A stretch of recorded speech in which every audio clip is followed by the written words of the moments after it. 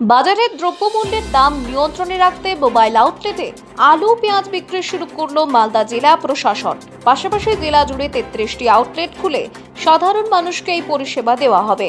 আজ দুপুরে জেলা প্রশাসনিক ভবন চত্বর থেকে 7টি মোবাইল আউটলেটের উদ্বোধন করেন জেলা শাসক নিতিন সিংহানিয়া। উপস্থিত ছিলেন অতিরিক্ত জেলা শাসক দেবদূতি ইন্দ্র, রাজ্যসভার সাংসদ মৌসুম বেনজির নূর, ইংরেজবাজার পৌরসভার চেয়ারম্যান কৃষ্ণেন্দু নারায়ণ চৌধুরী সহ অন্যান্যরা। জেলা শাসক এ বিষয়ে জানান, এই মোবাইল আউটলেট বাজার দর থেকে 2-4 টাকা করে কম আলু পেঁয়াজ কিনতে পারবেন সাধারণ মানুষ। পরবর্তীতে আমরা টমেটো পটলের মতো নিত্য প্রয়োজনীয় সবজি বিক্রি করার সিদ্ধান্ত নিয়েছি। ফোর্স গঠন করছেন, যা ডিএম সাহেব বলেছেন। আমাদের মাননীয় এমপি আছেন, আমাদের ডিএম সাহেব আছেন, আমাদের কর্মাধ্যক্ষ আছেন রবিউল।